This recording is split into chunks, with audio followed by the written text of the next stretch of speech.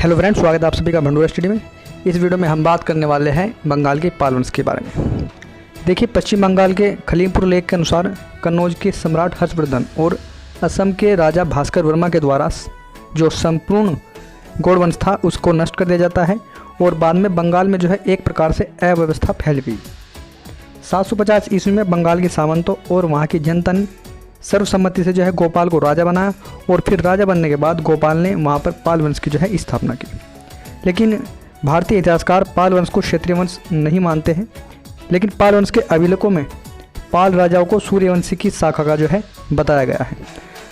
देखिए, पाल वंश की जानकारी जो है हमें कुछ स्रोतों के माध्यम से प्राप्त होती है, जैसे कि अभिलेख और साहित्य। अभिलेख में जैसे धर्मपाल का खलीमपुर लेख, देवपाल का मुंगेर लेख, महिपाल का मुजफ्फरपुर और वाघगढ़ का लेख, ऐसे ही नारायणपाल का देवगढ़ का लेख। वहीं पर अगर हम साहित्य की बात करें तो साहित्य में जैसे गुजराती कवि सोठल की उदय सुंदरी कथा, संध्याकर नदी का रामचरित ग्रंथ, तिब्बती बौद्ध गुरु तारानाथ के लेख और जो अरब यात्री सुलेमान था उनके लेख से जो है हमें पाल वंश की जानकारी मिल जाती है। इनमें जो सबसे पहला राजा होता है वो गोपाल होता है। गोपाल को पाल वंश का संस्थापक और पहला स्वतंत्र राजा भी माना गया। गोपाल का शासनकाल संभवतः 750 से लेकर 770 ईस्वी के मध्य में था। धर्मपाल के द्वारा उत्कीर्णन करवाए गए बंगाल के खलीमपुर लेख में गोपाल के शासन की जानकारी हमें जो है मिल जाती है। तिब्बती बौद्ध गुरु तारानाथ के अनुसार गोपाल का जन्म बंगाल के बोगरा जिले में एक साधारण क्षत्रिय परिवार में हुआ था, लेकिन भारतीय इतिहासकार गोपाल को क्षत्रिय नहीं बल्कि राजपूत मानते हैं। गोपाल बौद्ध धर्म के अनुयायी थे और उनके द्वारा ही ओदनपुरी विश्वविद्यालय की भी जो है स्थापना की गई थी। ओदनपुरी विश्वविद्यालय एक प्रकार का महाविहार था, उसमें बौद्ध धर्म की शिक्षा जो है दी जाती थी। ओदनपुरी विश्वविद्यालय आधुनिक बिहार में था। इसके बाद जो नेक्स्ट शासक आते हैं वो धर्मपाल होते हैं। धर्मपाल गोपाल के पुत्र और उत्तराधिकारी थे। धर्मपाल का शासनकाल संभवतः 770 से लेकर 810 ईस्वी के मध्य था। धर्मपाल ने परमेश्वर, परम भट्टारक और महाराजाधिराज की उपाधियां धारण की थी। धर्मपाल के लेखों में जो है उन्हें परम सौगात कहा गया है। धर्मपाल के दरबार में प्रसिद्ध बौद्ध गुरु और लेखक हरिभद्र सूरी भी जो है रहा करते थे। गुजराती कवि सोढल ने धर्मपाल को उत्तरापथ का स्वामी और अपनी उदय सुंदरी कथा में जो है उत्तरापथ या उत्तरापथ का स्वामी कहा है। धर्मपाल को पाल वंश का प्रथम शक्तिशाली और महान राजा माना जाता है, क्योंकि उनके शासनकाल में पाल साम्राज्य की सीमाएं लगभग बंगाल, बिहार, उत्तर प्रदेश के कन्नौज क्षेत्र तक जो है फैली हुई थी। धर्मपाल ने कन्नौज के राजा चक्रयुद्ध को पराजित करके अपने अधीन कर लिया था। कन्नौज का त्रिपक्षीय संघर्ष पाल राजा धर्मपाल, प्रतिहार राजा वत्सराज और राष्ट्रकूट राजा ध्रुव के जो है मध्य में हुआ था। इनमें से किस राजा की विजय हुई, इस पर भारतीय इतिहासकारों में आज भी जो है मतभेद है, क्योंकि गुजराती कवि सोढल और अरब यात्री सुलेमान के लेखों में धर्मपाल की विजय को जो है बताया गया है कि इस संघर्ष में जो है धर्मपाल विजय होता है। कन्नौज का त्रिपक्षीय संघर्ष है वो लगभग 2 वर्ष तक चला, लेकिन भारतीय इतिहासकारों ने जो है इसे लगभग 200 वर्ष लिखा है।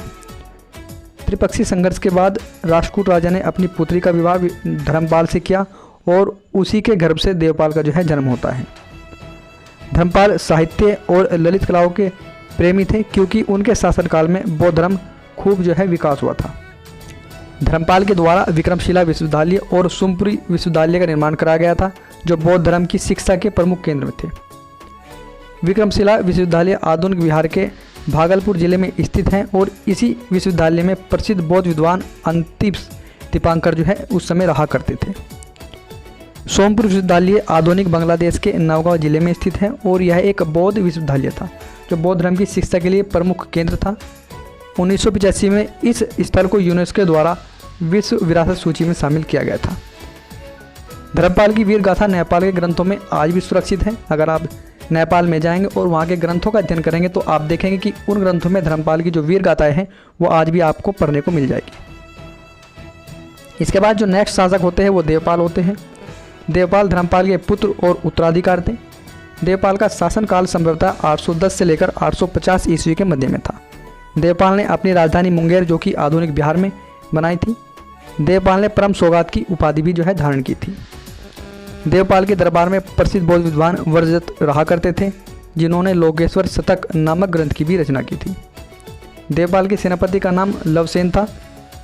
नालंदा लेख के अनुसार देवपाल बौद्ध धर्म के अनुयायी थे और उनके शासन में बौद्ध धर्म का प्रचार प्रसार भारत के अलावा अन्य देशों में भी किया गया था।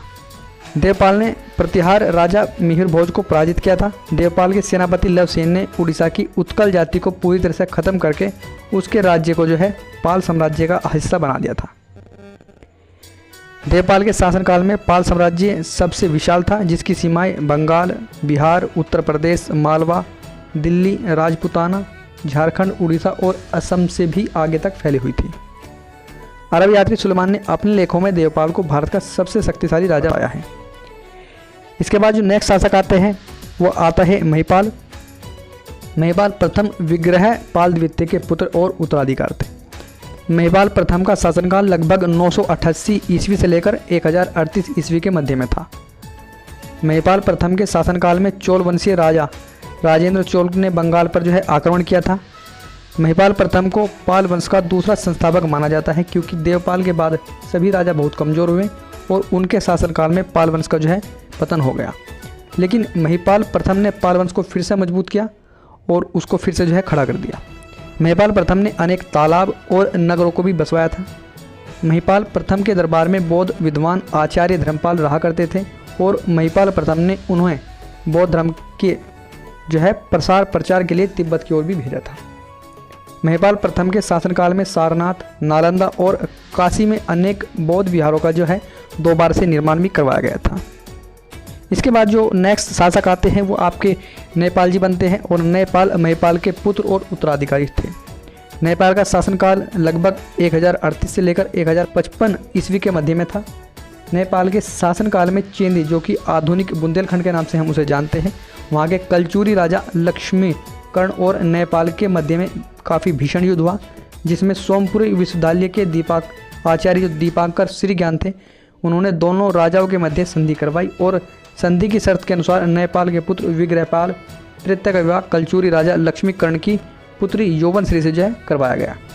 तो इसके बाद जो नेक्स्ट शासक आते हैं वो आपके रामपाल आते हैं। रामपाल महिपाल द्वितीय के भाई और सूरपाल के उत्तराधिकारी थे। रामपाल का शासनकाल संभवतः 1077 ईस्वी से लेकर 1120 ईस्वी तक जो है चलता है। रामपाल ने असम और कलिंग पर विजय प्राप्त की थी। रामपाल का परम मित्र पूर्वी बंगाल, जो कि आधुनिक बंगाल के राजा यादव वर्मा था।